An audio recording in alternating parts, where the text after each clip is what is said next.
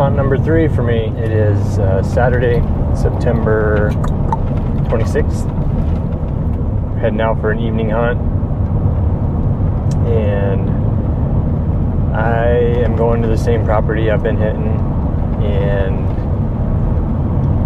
I guess the reason I feel comfortable going in there with a little more frequency, it's because I can hunt mobile with the saddle and the sticks. I can bounce around in different parts of the property. I can even get into the same parts of the property in different trees and slightly different setups, so they're not able to pick out which tree I'm normally in or being confined to where my stands are, etc. So I feel a little bit more confident getting in on the same piece, and I'm doing it at different times of day, different weather scenarios, etc. Today I was planning to go back where I've been that last hunt, similar to there. I wanted to actually try to go out here early afternoon and push in or closer to where I think they're bedding, closer to the property boundary. However, it is early. It's 1:45 with sunset at 7:20 or 7:15 or something like that.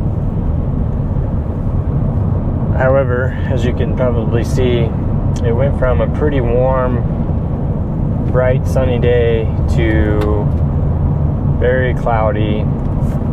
And let's see, the temperature's still up there, hasn't really dropped, so it's not necessarily a big front coming in. It's not supposed to rain.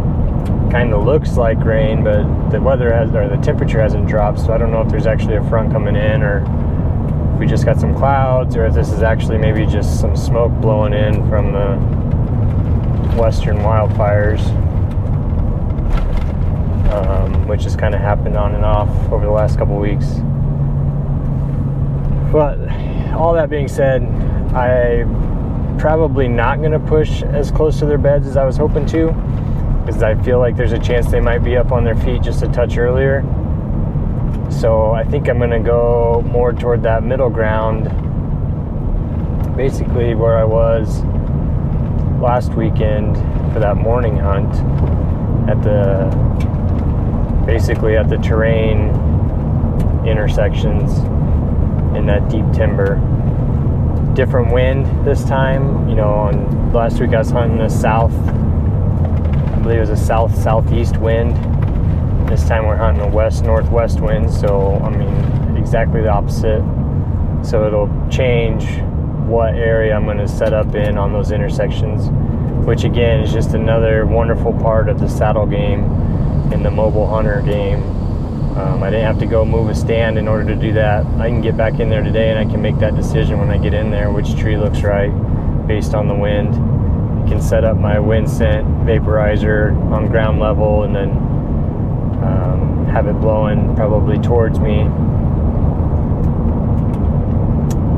Yeah, that's why I just really love this mobile game setup. So I guess one other thing I'll cover for this hunt, as far as the preparation, I think you noticed that I don't wear my hunting clothes inside my truck. I've got big Plano storage bins in the bed of the truck that have all my hunting gear and clothes and my bow case, and everything is out there, so that in here, I could hurry up and get a bite to eat, so I'll have good energy for this slightly longer sit and difficult walk for sure. When I get to the hunting area, these clothes come off, I spray down, I put my hunting clothes on outside the truck, just trying to keep as much scent off of me as I can, but still recognizing I need to eat and do some things in the vehicle on the way there. So that's how I attack it. I put earth wafers in my totes, and I usually dry wash my clothes the night before in the ozonics closet, dry wash them, and then throw them in a tote and throw that earth scent wafer in there with them, and then they stay in the back of the truck until we get there to put them on. Same with all my gear, my bow, everything is out there. Anything in here doesn't go with me. So that's just one way that I handle it. Just thought I'd give you that tip. I guess we're obviously in this to try to help educate it as well. So that's what I found to work the best for me for archery. And anyway, I'm gonna focus on this nice drive, see if I see any deer up already, just with this sudden cloud cover. And I will probably check in from the tree. See ya.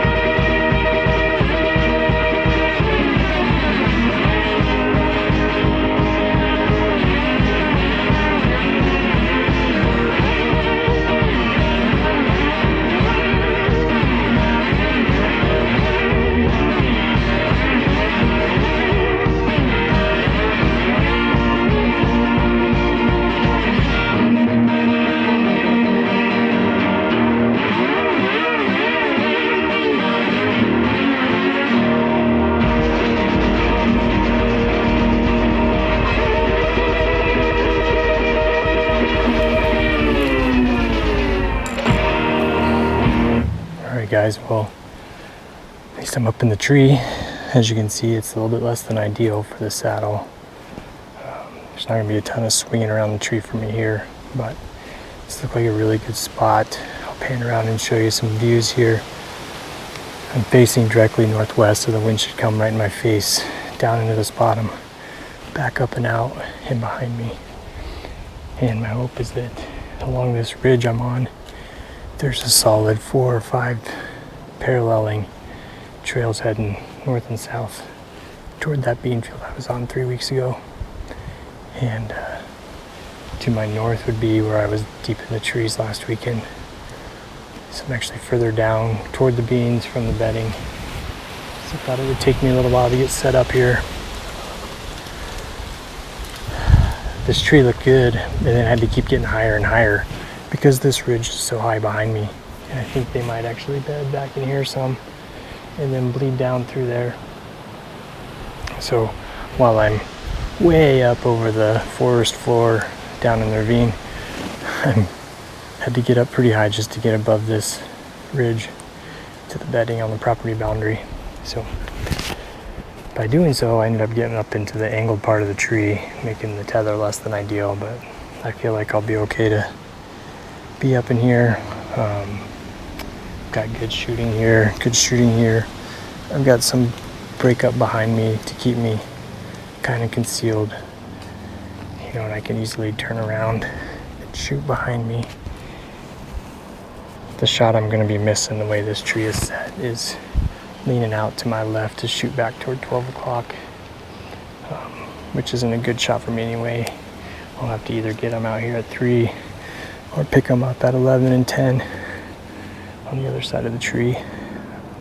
Keeps me concealed too when they're at 12. But yeah, I think it's time to tuck in, get a little bit to drink, shut up, and wait for some deer.